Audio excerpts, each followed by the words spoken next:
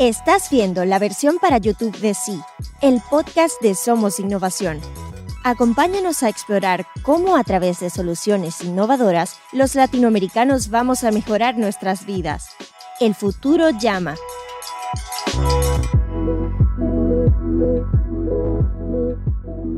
Hola, soy Federico Fernández. Bienvenidos al episodio 10 de Sí, el podcast de Somos Innovación. El día de hoy vamos a conversar con Martín Litvak acerca de innovaciones en Wealth Tech, uso de la cadena de bloques en finanzas y sistemas fiscales. Martín es abogado en Argentina, el Reino Unido y las Islas Vírgenes Británicas. Se especializa en planificación patrimonial, fondos de inversión y Wealth Tech. Es fundador de Untitled, un estudio de abogados boutique, y también es el CEO de Smart Structuring, una plataforma de blockchain que permite almacenar y administrar trusts de manera segura, perpetua y transparente. En 2018 publicó el libro ¿Cómo protegen sus activos los más ricos y por qué deberíamos imitarlos?, que está disponible en Amazon y voy a poner el link en las notas del episodio. En redes pueden encontrarlo en Twitter, en @martinlitvak, y en su web personal, martinlitvak.com. Martín, bienvenido a Sí. ¿Qué tal? Gracias. Gracias a vos por tu tiempo. Y quería empezar preguntándote, básicamente, ¿qué es un Smart Trust? ¿En qué se diferenciaría de un fideicomiso convencional y cuáles son sus ventajas? Mira, básicamente la idea de Smart Structuring fue, permitir que los trusts, en lugar de ser documentos de papel, se almacenen en blockchain y de esa manera que el cliente tenga más seguridad, evitar fraudes, hacer más eficiente la tarea de los trustees. Es una innovación muy disruptiva en una industria como la industria del trust, que es una industria anquilosada que en 2000 años no avanzó mucho. Si vos agarras un trust de hace 2000 años y uno de ahora, vas a ver que el lenguaje es más florido en su momento y que hoy, por supuesto, que los trustees usan Excel, Word y Dropbox para guardar las cosas, pero llama a un cliente para pedir información y es una constante de llamados y de chequear documentación en papel. Y hay un incendio o hay un huracán y es un problema. La verdad que se quedó muy atrás esta industria y esto es una innovación que le viene bien tanto al trustee como al cliente, es decir, tiene ventajas para los dos principales actores de la industria. Yo hace tiempo que, cuando uno ve la historia del derecho, digamos, me voy a poner un poco teórico si querés, pero la historia del derecho se puede definir o caracterizar como la historia o la búsqueda de transacciones más baratas y más seguras. Eso resume todo esto del derecho. En principio tenías contratos verbales, era lo único que se podía hacer. Después el contrato se grababa en la piedra por supuesto que no se podía llevar de un lado para otro, entonces surge después con la imprenta obviamente el contrato escrito. Después viene el almacenamiento, digamos, con elementos tecnológicos hasta llegar a la máxima innovación, que es de alguna manera el consentimiento digital, el DocuSign o el reconocimiento facial. Pero en todos los casos, hasta ese momento, el reconocimiento facial, el cumplimiento no de un contrato depende de la voluntad de la gente. Es decir, yo puedo hacer más oneroso el incumplimiento, puedo hacer más fácil el acceso a la justicia, pero vos no me podés exigir a mí que te cumpla con lo que yo te escribí, digamos. Blockchain viene a cambiar todo eso. El smart contract y el smart trust es una especie, digamos, si querés, de smart contract, pero el smart contract se ejecuta en forma inmediata.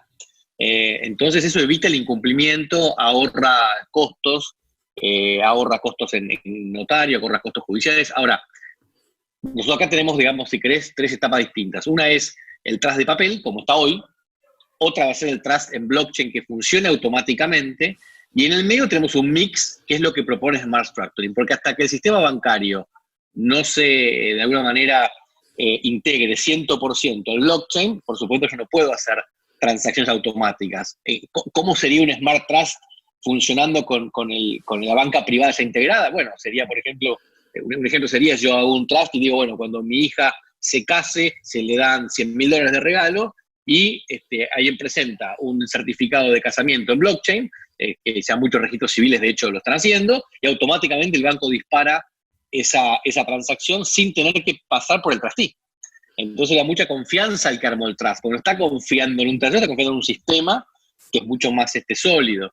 Y de hecho yo pienso, una innovación inclusive que va mucho más allá de Smart Structuring como compañía, que es lo que yo llamo el trustee-less trust, es decir, un trust que no necesite trustee.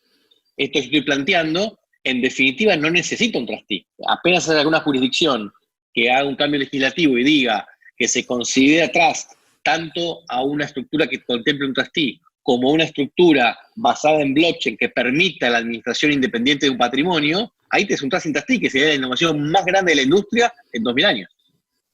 Sí, sin dudas. Y te hago una pregunta. Mencionabas que toda la cuestión de smart contracts, por supuesto, ayuda a bajar costos. Y hay alguna gente que incluso, y te lo pregunto porque además vos sos abogado, que incluso llega a suponer que en algún tiempo los abogados mismos van a desaparecer gracias a los smart contracts. 100%. Sí, a ver, no van a desaparecer. A ver, fíjate lo que pasó en la industria bancaria. Si la sucursal de banco no desapareció, el cajero, persona física, no desapareció. Lo que pasa es que ahora vos tenés un 95% de las funciones bancarias que las haces a través de el cajero automático o a través del website, del webpage del banco. Eso va a ser igual que una firma de abogados. Vas a necesitar un abogado para de alguna manera que interprete los resultados que se pueden llegar por inteligencia artificial. Yo te cuento una anécdota, digamos, y no me quiero ir mucho del tema, pero hace no mucho tiempo estaba almorzando en una conferencia de abogados que hacen planificación patrimonial, que es, digamos, lo que yo me dedico en el fondo, y un abogado mío estaba hablando con un tercero, no conmigo, digamos, y estaba contando que fue al colegio de la nena, que estaba esos días donde va un profesional de cada profesión y cuenta cómo es su tarea, y le tocaba a él, y él contó que era abogado, y contó que se dedicaba a esto y otro. Y una nena muy inteligente, tenía, no sé, 9 o 10 años, le pregunta, le dice, mire, yo cuando me reciba, yo quiero ser abogada, cuando yo me reciba de abogado, todo lo que es inteligencia artificial va a estar muy desarrollado. O sea, faltan 15 años para eso. ¿Te parece que dentro de 15 años va a existir la profesión? Y el abogado le dijo, sí, porque nosotros tenemos un trato muy personalizado y demás. Y yo la verdad que en ese momento me interrumpí lo que estaba haciendo y le digo, escúchame, ¿por qué le mentiste a la nena? O sea, realmente en 15 años nuestra profesión va a ser muy diferente. A ver, en 15 años, en 3 años va a ser muy diferente. Yo creo, por ejemplo, cuando nosotros organizamos un patrimonio, tenemos variables y tenemos nuestro advice. ¿Cuáles son las variables? Es muy simple. ¿Qué riesgos querés evitar? Confiscación, doble tributación, falta de seguridad jurídica, bla, bla, bla, son 10. Perfecto. ¿Qué objetivos querés llegar a lograr? De vuelta, evitar problemas sucesorios, son 5 o 6. ¿Qué herramientas hay? Testamento, sociedad, fundación, trust, son 5 o 6. Dame tu residencia fiscal y una computadora te va a decir mucho mejor que yo las opciones que hay. Después uno va a tener que bajar esa información al cliente, adaptarla a algún elemento, digamos, psicológico, si querés, de coyuntura, pero el trabajo, todo lo que es memos, investigación de jurisdicciones y demás, yo hoy, digamos, cuando hago un trabajo de este tipo, por ahí miro las 5 o 6 jurisdicciones más conocidas, pero una computadora puede mirar 100, digamos. Entonces, yo creo que sí, los notarios van a ser totalmente, digamos, reemplazados, eso no hay ninguna duda, totalmente reemplazados, hasta el punto que hay países donde casi no existe el concepto de notario como lo tenemos en América del Sur o Latinoamérica. Y el trabajo de abogado yo creo que se va a reducir muchísimo, por supuesto. Creo que va a haber abogados que saben mucho de litigio, van a ser muy bien remunerados. Creo que los abogados que sepan negociar para negociaciones y grandes deals van a ser muy necesarios, pero hay un montón de nuestro trabajo que es gestoría sofisticada, digamos, o concierge sofisticado. Lo que es incorporar sociedades, lo que es hacer actas de directorio, testamentos, son trabajos que realmente en un 90% están automatizados, y de hecho hay websites donde vos te podés bajar un modelo de testamento o un modelo de certificación notarial y usarlos. Entonces yo creo que definitivamente nuestro trabajo va a ser muy, muy diferente, se va a limitar a las cuestiones donde uno realmente puede agregar valor, y eso para mí no es más del 5 o 10% del trabajo. Así que va a ser un cambio muy grande, y para mí esto no son 10, 15 años, esto es un par de años más, y va a cambiar. Y yo no sé si toda esta situación del COVID no lo va inclusive a acelerar, digamos.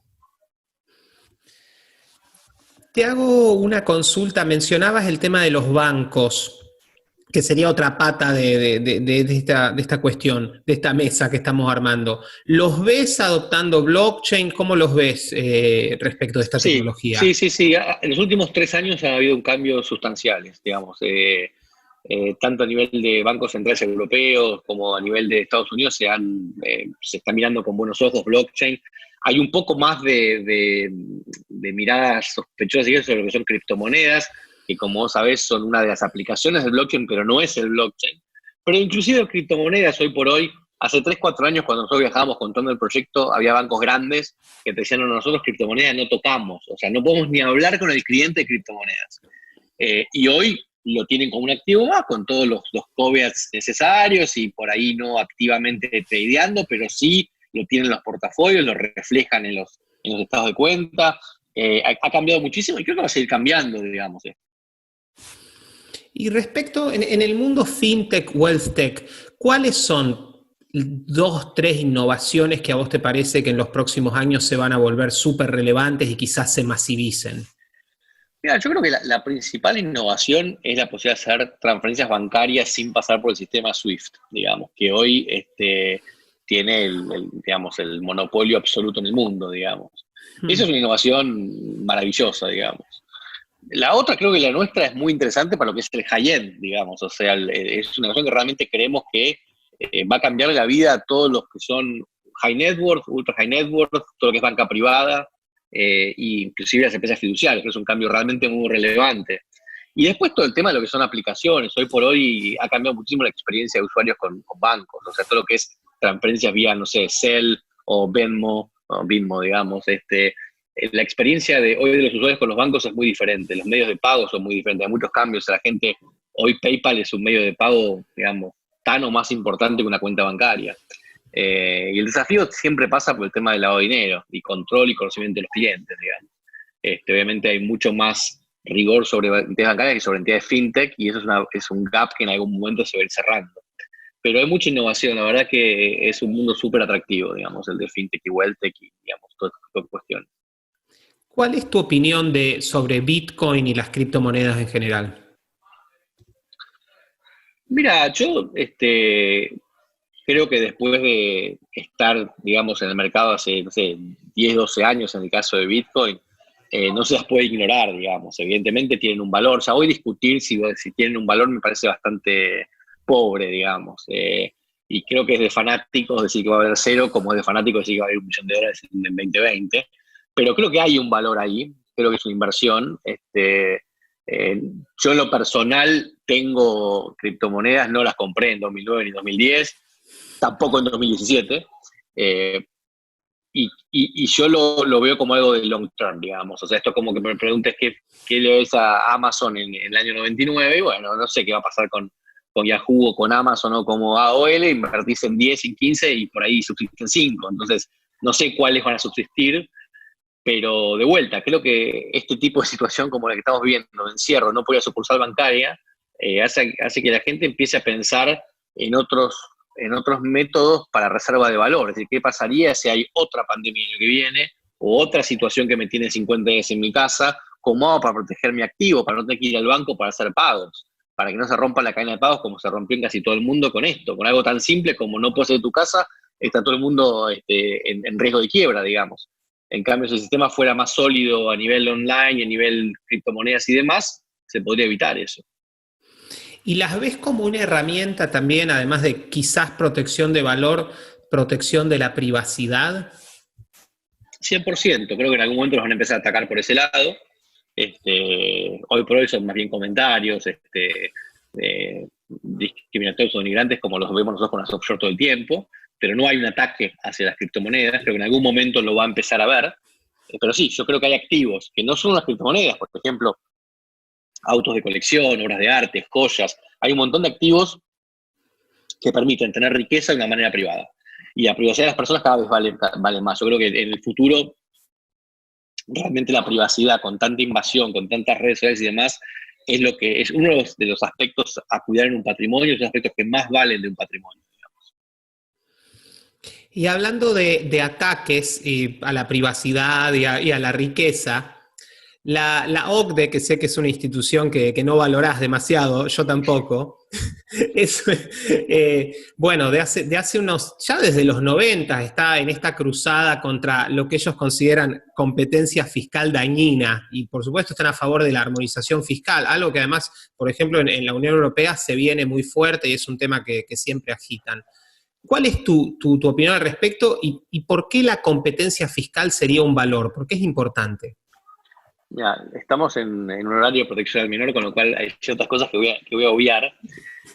Pero digamos, fíjate que en el mundo los países desarrollados aceptan competir en todo menos en petróleo e impuestos. Es llamativo, para empezar es llamativo, digamos. Que gasten tiempo en hacer listados negros para censurar países chiquititos también es llamativo. Digamos. No hay un listado negro de corrupción, no hay un listado negro de tráfico de armas, no hay un listado negro, pero sí un listado negro de estas prácticas supuestamente dañinas. Y la verdad que la pregunta se contesta sola. La competencia es positiva en todos los aspectos de la vida. Yo siempre digo, o sea, Messi no hubiera llegado a lo que es Messi si no estuviera Ronaldo. Y Federer no hubiera llegado a lo que es Federer si no estuviera Nadal. Federer jamás hubiera ganado el Roland Garros, te lo aseguro. Pero me apuesto mi vida en eso, digamos. Y yo creo que Sampras hubiera ganado más torneos, hubiera tenido a alguien más competitivo en ese momento, y Maradona posiblemente hubiera ganado hasta más títulos con alguien más competitivo, y no con Platini un año y Gullit el año siguiente y después nadie más. Entonces la competencia es buena.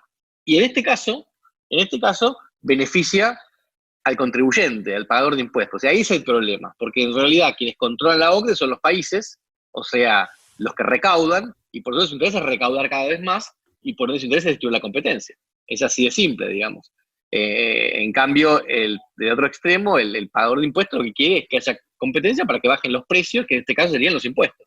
Por eso es bueno defender la competencia fiscal, que por suerte es lo que mantiene los impuestos en cierto nivel. Si todos los paraísos fiscales desaparecieran, claramente los infiernos tributarios, digamos, cobrarían impuestos mucho más altos. Es tan simple como eso. Pero a ver, serían monopolios digamos, si la única forma de ver película va a ser con Netflix, porque todos los cines se van a fundir, y no sé, y otros streaming no van a aparecer, y bueno, Netflix puede hacer lo que quiera con su precio, digamos. Y bueno, con los impuestos es lo mismo, digamos, el impuesto en definitiva es un precio. Es así de sencillo, entonces no hay mucha vuelta al respecto. Sí, además un escenario fiscal, digamos, completamente armonizado, entre comillas, no tendría mucho armónico, nos dejaría básicamente sin lugar a dónde escapar. Es un escenario casi de 1984, ¿viste? O una cosa que a uno le da pánico pensarla. 100%. Sí, por supuesto. O sea, la armonización, aparte, se hace a favor de los países de alta tributación. Si querés, digamos, hagamos armonización con tasas del 10%, no del 30% en todo caso. Sí, nadie quiere armonizar a lo Irlanda, digamos. Todos Exacto. Quieren armonizar a lo Francia. Y bueno, hablando de armonización y estas cuestiones, en tu libro vos explicás que las jurisdicciones offshore son una respuesta que los contribuyentes buscan a la hora de defender su privacidad y también de buscar tasas impositivas más bajas. ¿Qué nos podés decir de las jurisdicciones offshore y qué rol juegan en la planificación patrimonial? Mira, en primer lugar, creo que la gente busca, lo que vos dijiste, pero también busca sobre todo seguridad jurídica. Es decir, si yo vivo en un país donde emiten un bono y no lo pagan, donde sueltan a los presos, donde ¿qué país será ese? Me confiscan los ahorros, me dan papelitos de colores, y bueno, la realidad es que mejor estar fuera de ese país. Y si no me puedo ir yo por un tema social o familiar, bueno, al menos saco mis activos. Creo que el ideal es irse uno, digamos, porque uno se cuida a sí mismo y a su dinero. Y si uno no se puede ir, al menos cuida una parte importante de la vida de uno, que es el patrimonio. Y los paraísos fiscales son eso, digamos, jurisdicciones que respetan mucho la seguridad jurídica, que respetan mucho la competencia fiscal, que en general, hay excepciones, en general no calculan impuestos sobre los ingresos de la gente, sino de otra manera, y son países que respetan la propiedad y la privacidad. Entonces, ofrecen herramientas que me permiten justamente ayudar a mis clientes a alcanzar esos objetivos de planificación patrimonial que hablaba antes, que es búsqueda de seguridad jurídica, búsqueda de privacidad, optimización fiscal, protección frente a temas de seguridad, digamos, física o integridad física, digamos, resolver problemas sucesorios, cuestiones que los países con alta inseguridad jurídica no me permiten. Yo siempre digo, para mí el problema no es no son las jurisdicciones de nula o baja tributación, sino las jurisdicciones de nula o baja seguridad jurídica. Y también lo digo a los gobiernos aglutinados en la OCDE y a los infiernos tributarios en general, que es muy fácil eliminar los paraísos fiscales, no hace falta hacer listados, no hace falta eliminar la competencia. Lo único que hay que hacer es proveer seguridad jurídica y bajar impuestos. Y con eso solo van a desaparecer. Pero bueno, se ve que no tienen ningún tipo de intención de hacerlo. Ahora, de vuelta, la sociedad, los trusts, son herramientas. Onshore u offshore se pueden usar para el bien o para el mal. Y lo que demostró, por ejemplo, Panama Papers y algunas otras filtraciones es que en la verdad un porcentaje realmente muy pequeño de las jurisdicciones offshore se usan mal. Hoy por hoy, si te fijas las multas que han habido a nivel mundial sobre lavado de dinero y demás, son todas multas a entidades onshore, a bancos onshore, a empresas onshore. Es mucho más difícil lavar dinero en BVI, en Caimán, en Panamá, que hacerlo en Alemania, en Argentina y demás. Y hoy por hoy todo lo que es corrupción y demás lo hemos visto, se maneja con bolsos y con dinero en efectivo y no con giros a las Islas Caimán, como se ve en algunas películas, digamos. Y mencionabas los Panama Papers, y por favor corregime si estoy equivocado, pero si yo no recuerdo mal, cuando estalló el escándalo, después se empezó a tapar un poco porque muchos de los mencionados en los Panama Papers eran políticos europeos, sobre todo. Sí, de hecho los únicos que terminaron renunciando fueron políticos europeos, hay un caso en el Reino Unido, otro en Islandia, pero ya habían con problemas políticos, o sea, nadie, realmente fue un escándalo mucho más mediático que real, y de hecho fue mucho más mediático que jurídico, porque jurídicamente no pasó absolutamente nada. Yo me arriesgué, entre comillas, me expuse y lo dije el día 1, yo dije el día 1, esto es puro humo, y expliqué por qué. Y la razón, digamos, el tiempo me dio la razón, pasaron 4 años y no pasó nada, ni va a pasar, digamos, ni va a pasar. ¿Crees que lo afectó mucho a Panamá el escándalo o las cosas siguen como eran antes? Mira, en el corto plazo sí, hubo un daño reputacional muy injusto que sufrió Panamá. Nosotros la jurisdicción que usamos, no es la que más uso, yo uso más BVI que Panamá, pero uso mucho Panamá. Tengo muchos amigos y muchos colegas y viajo seguido allá. Y creo que es una muy buena jurisdicción. Tiene muchas ventajas. El precio, el idioma, la cultura, el hecho de que es un país de derecho civil. Tiene muchas ventajas. Yo lo uso y lo voy a seguir usando. No me guío por lo que opina un taxista que leyó a un pseudo periodista del ISIG. Realmente no es como tomo las decisiones para mis clientes. Y creo que Panamá tiene mucho para dar todavía. Y por suerte, en los últimos años ha mejorado bastante. En una conversación reciente con Alberto Medina Méndez, que voy a poner el link, porque hablábamos de paraísos fiscales, entre comillas, mencionaste tres características de lo que considerás un infierno fiscal, que me parecieron muy interesantes y me gustaría si las podés exponer brevemente, en todo el tiempo que quieras. Vos lo que mencionaste ahí, que para vos un infierno fiscal tiene estas 3 características: presión fiscal alta, por supuesto, inseguridad jurídica y acoso fiscal. Sí, es que, a ver, los primeros 2 son muy fáciles de entender. O sea, impuestos altos es, bueno, impuestos más allá de la media, digamos, si uno quiere.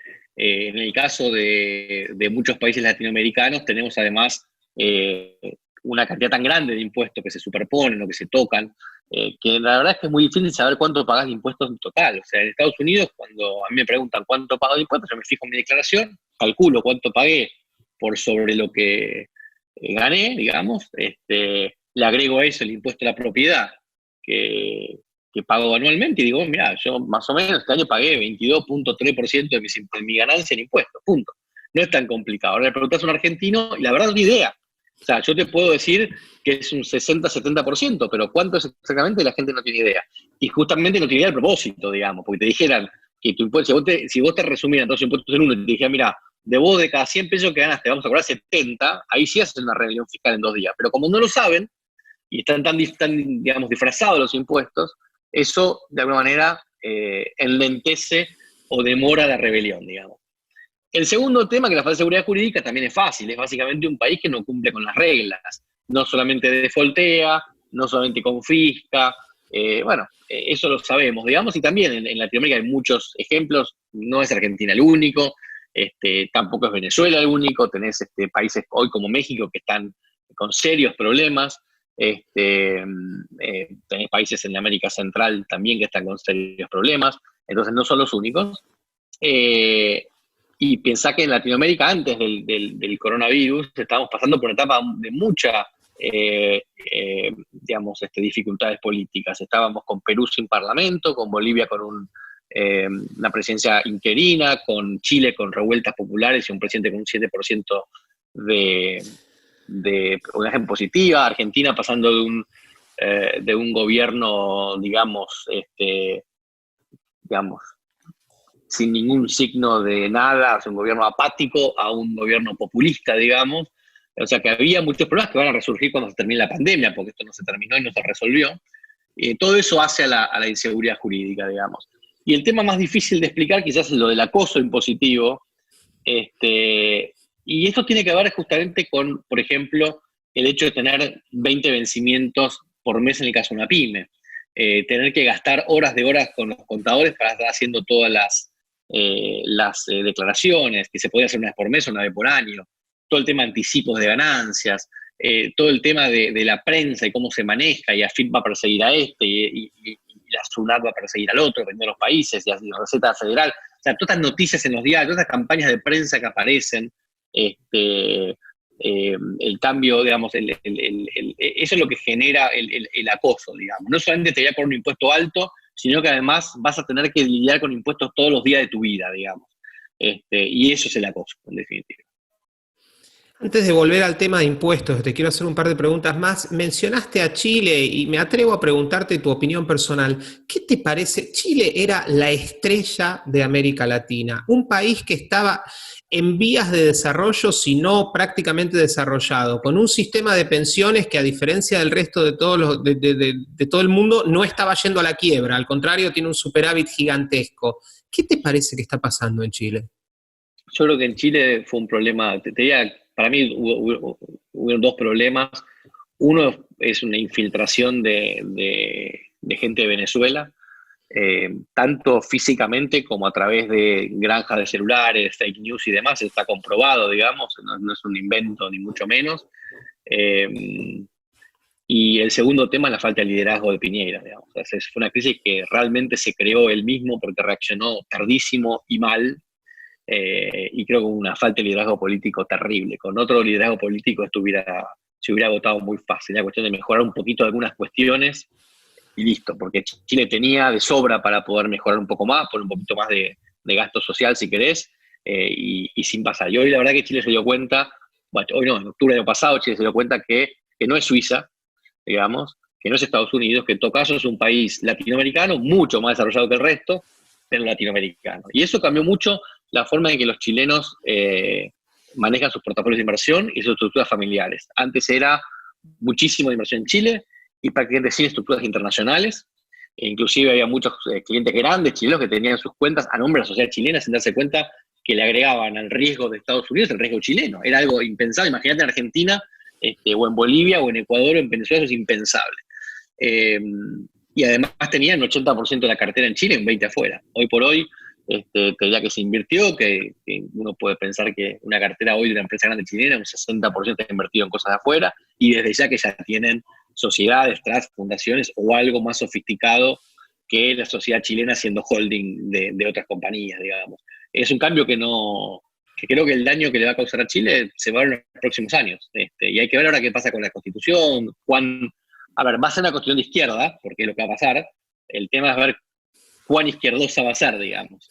Y eso es una de las grandes preguntas que tiene que responder Chile. Sí, sin dudas.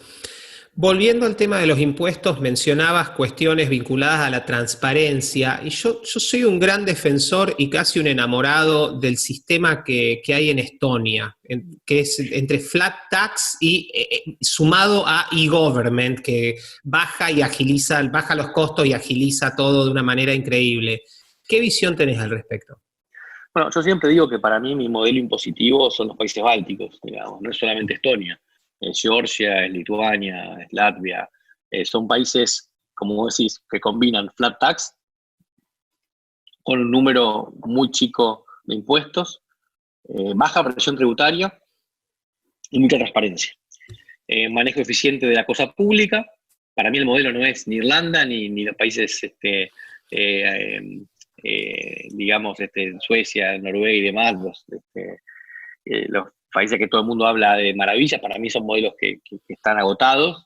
Y además otra cosa, digamos, cuando alguien te dice en Argentina, no, es imposible que nosotros hagamos eso porque tuvimos peronismo. Y todos estos países tuvieron cortina de hierro y tuvieron comunismo, o sea, que es peronismo a la N.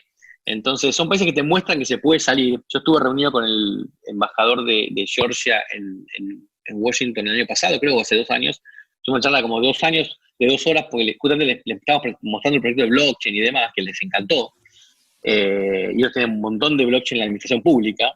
Es similar a lo de Estonia. Estonia tiene mucho más marketing, digamos. Y tuvimos una charla de 2 horas, 2 horas y media sobre el manejo del Estado, y no entramos en ninguna discusión política. O sea, fue una discusión, es casi como estar hablando con un hombre de negocios que en vez de manejar una empresa, maneja un Estado. Pero no hay ideología, es decir, no estábamos discutiendo ideología, estábamos discutiendo cosas prácticas, o charlando sobre cosas prácticas. Cuando en los países latinoamericanos saquemos la ideología de la política, creo que vamos a avanzar años luz. El problema es que metimos ideología en algo que era simplemente, acuérdate cómo surgió todo esto, un grupo de individuos que se juntaban en un Estado para proteger más una seguridad física, evitar que el otro sector feudal invade, y hacen un tema de, che, juntémonos todos para manejarnos mejor. Y acá creamos un monstruo. Y esos países se manejan muy bien, saben que el Estado es una organización al servicio de los individuos, que tiene que ser lo más chico posible, lo más eficiente posible, porque el que lo banca es el individuo. No existe dinero público, digamos, en definitiva. Sí, sin dudas. No, la República Caucásica de Georgia es también un ejemplo increíble y es, a ver, y vos decías, pues, tal cual, hay muchos profetas de la impotencia.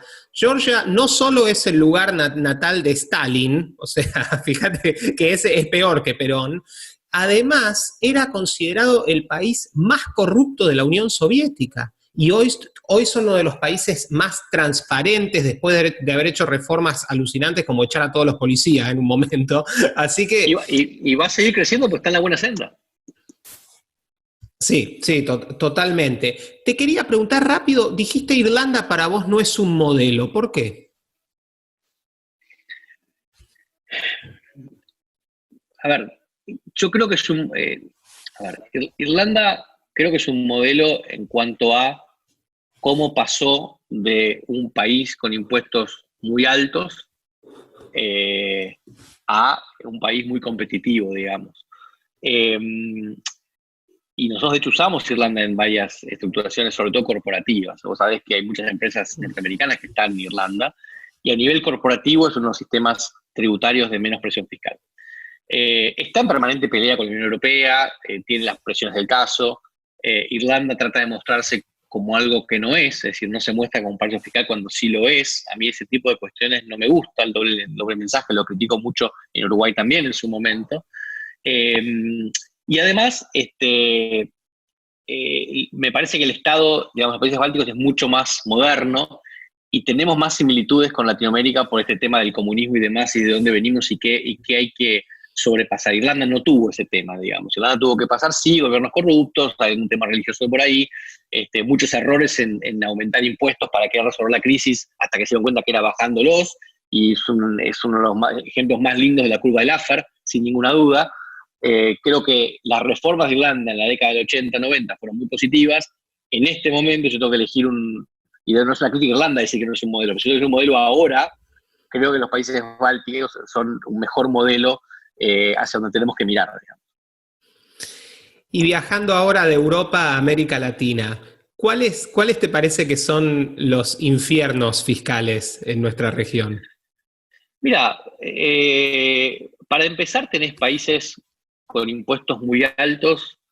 En lo corporativo, por ejemplo, Argentina y Bolivia son dos de los 3 países con más impuestos corporativos en el mundo. Tenés países muy acosadores. Argentina también está ahí, pero diría que México es peor. Y después también tenés a Perú y a Colombia, que también son bastante acosadores.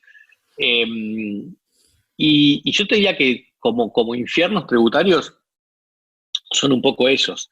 Después hay países que tienen una media normal, como puede ser Chile, justamente, quizá Brasil, un poco más alto que Chile. Y después tenés países que están más cerca de lo que es el paraíso fiscal, digamos, que son, por un lado, los clásicos tipo Panamá y Uruguay, que son países que son competitivos impresionantes por diferentes cuestiones. Panamá tiene todo el tema de fundaciones y sociedades offshore. Uruguay tiene lo que se llama el holiday taxes, si vos te mudas ahí, tenés 5 años sin impuestos, y además no vas a pagar por activos en el exterior, o sea, tenés todavía una parte de activos que no pagas, y después tenés los países centroamericanos, sin México, que son países que todavía graban los impuestos sobre fuente local solamente, como era, por ejemplo, Argentina antes del 91. Entonces, si yo tengo ingreso en el exterior, no pago impuestos. Entonces, son países donde no es tan eficiente armar estructuras, porque yo con armar una simple sociedad y tener plata afuera ya no pago impuestos. Y eso se mete, no sé, desde Costa Rica hasta Guatemala, República Dominicana. Es la norma en América Central, que por eso son países que tampoco están sujetos a intercambio de información, con lo cual tenés más privacidad. Entonces, por ahora son países donde uno puede estar tranquilo, digamos. Sí. ¿Y te parece que la tendencia es sistemas más de territorialidad fiscal o vamos a ir a una internacionalización, algo similar a lo que hace Estados Unidos?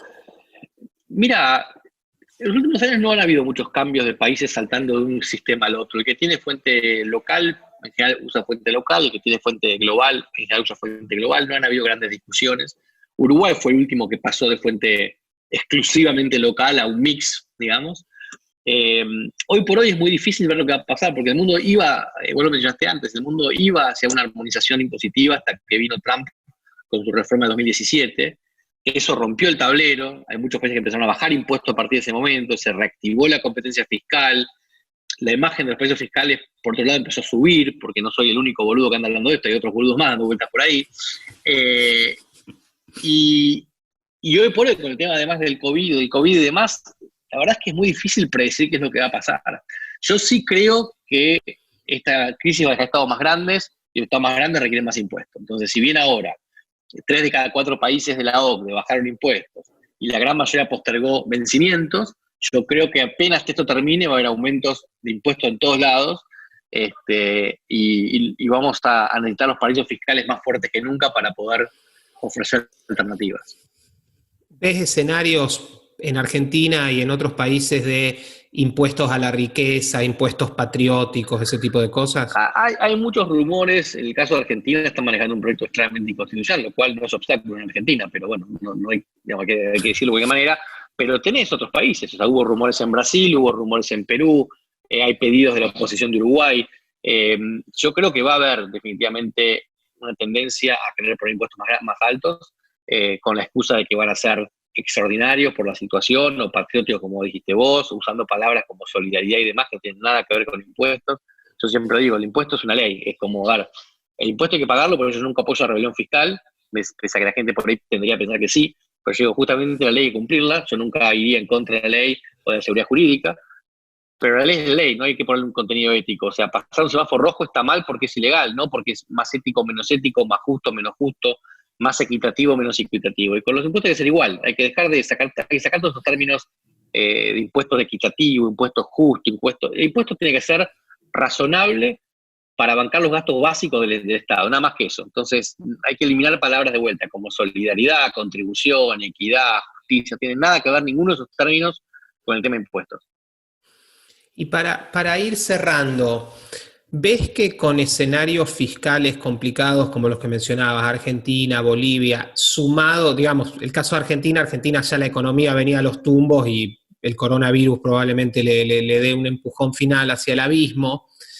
¿Ves un escenario donde se pueda amplificar incluso la fuga de cerebros, que la gente empiece a emigrar? Y en ese caso, en el caso que la gente esté pensando irse, ¿a qué jurisdicciones te parece que podrían ir? ¿Cuáles son las más amigables? Mira, yo creo que hace muchos años que la movilidad es algo mucho más fácil que antes, digamos, y creo que sí, evidentemente la situación de crisis de que la gente de plata por ahí se vaya o piense cómo sacar el dinero, y después la gente joven, que son la gente con más músculo, si querés, para producir, diga, bueno, se plantee, che, ¿conviene empezar mi carrera acá en Cali o mejor me voy a otro lugar? Estoy en Guayaquil, ¿me conviene acá esforzarme? ¿Qué voy a tener en 10 años si me esfuerzo y me va bien? O estoy, no sé, en cualquier lugar, en Buenos Aires. Entonces, creo que sí, va a haber una fuga de cerebros, entre comillas, o una inmigración hacia países más seguros. Es lo lógico, cuando vos tenés una posibilidad de mudarte a un barrio más seguro, te mudas a un barrio más seguro, cuando vas de turismo, tratás de viajar a un lugar donde no tenga riesgos, y cuando decidís dónde vivir, elegís lo mismo, digamos, en definitiva. Y como te dije en un momento anterior, yo creo que el ideal es moverse uno, si uno vive en un lugar que percibe inseguro. Si uno no se mueve porque no puede, pero si puede, es mejor moverse uno. Y en ese sentido, digamos, hay dos temas a considerar. Uno, hay países que efectivamente son países muy atractivos desde lo impositivo para inmigrar, pero hay que ver también el tema calidad de vida después. Yo siempre digo que la planificación patrimonial es muy importante, porque realmente se trata de mitigar riesgos y de vivir mejor, pero la vida es más importante que la planificación patrimonial. Yo no voy a un lugar a vivir, la mayor parte de la gente no va a ir a vivir en un lugar donde no donde no va a ser feliz, digamos, por decirlo de una manera, porque va a pagar menos impuestos. Entonces, vos tenés jurisdicciones como puede ser Chipre, Malta, Bahamas, que son súper atractivos en lo impositivo, pero tenés que preguntarte si vos te ves viviendo al menos 180 días en estos lugares, y la respuesta en general es no. Entonces, si es no, uno va al segundo escalón, que dice, bueno, ¿qué países tienen una carga tributaria moderada, pero tienen algún plan especial para inmigrantes? Y ahí tenés de vuelta el caso de Uruguay que te mencionaba antes. Lo que está muy en boga ahora es Portugal. España e Italia también lo tienen, pero España, la verdad es que tiene un gobierno hoy comunista, la crisis del COVID la manejó mal, Italia también. Entonces, hoy por hoy, Portugal tiene una ventaja importante. Desde ya que para los brasileños es el lugar natural para ir, y hubo un montón de inmigración en los últimos 4 o 5 años. Pero mismo para el resto de Latinoamérica, hoy por hoy se ve mucho. Hay mucha gente de México yendo a Portugal, hay mucho movimiento con Portugal. Inglaterra es otra opción, o sea, hay muchas opciones para ir. Estas son un poco las más... Usted también está Estados Unidos. Estados Unidos también es un país que en general abre las manos a la inmigración calificada, digamos. Claro. Y la última pregunta, ¿sos optimista respecto de Latinoamérica? ¿Crees que una nueva ola de populismo es lo que nos espera tras la crisis del COVID y con todo lo que está pasando en Argentina, Chile, Venezuela, etcétera? La verdad que no soy optimista. De hecho, yo siempre digo, yo me fui a Argentina hace muchos años, pero tengo mi familia ahí, mis amigos, me gusta Argentina, me siento profundamente argentino, me preocupa, me desvive el país, digamos, no es algo que me sea indiferente ni muchísimo menos. Es la primera vez en 20 años que estoy preocupado. Y mirá que pasó el gobierno de Néstor, pasó el de Cristina, pasó el de Macri, que fue también muy malo, pero es la primera vez que estoy preocupado, porque yo veo que a este gobierno, como dijo López Obrador, el presidente de México, no sé si fue un fallido, un sincericidio, o realmente tenía ganas de decir eso, que dijo esta crisis, el COVID nos vino como anillo al dedo, y yo creo que ese es el pensamiento de Fernández, y es el pensamiento de mucha gente. Entonces, Chile de la derecha, por supuesto, va a perder las próximas elecciones, asumiendo que Piñera tampoco es muy derecha, pero digamos, va a perder las próximas elecciones sin ninguna duda, con lo cual vas a tener un populismo en Chile, lo vas a tener desde ya en Venezuela, aun cuando se libere y venga Capriles o López o Guaidó, son todos socialistas, digamos, con lo cual vas a tener populismo ahí, va a tener populismo en Chile. Bolivia, yo no sé si al gobierno actual le va a dar para ganar, o a la oposición, o el MAS, cuando se termine juntando, va a ganar las elecciones de cualquier manera. Hoy por hoy parecía que la esperanza pasa por Uruguay, porque mismo Brasil de Bolsonaro está cometiendo errores bastante ingenuos, digamos, con lo que fue la salida de Moro, la salida del ministro de Salud.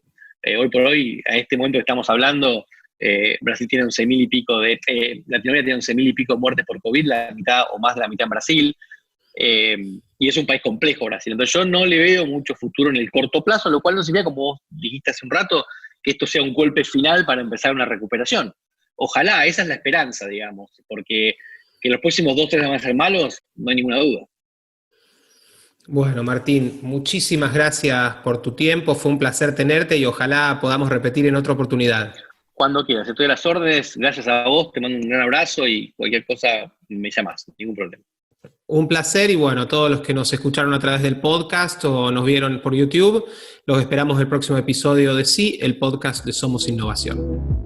Sí es el podcast de Somos Innovación. Visita somosinnovacion.lat para suscribirte. Y no olvides compartir este episodio a través de tus redes.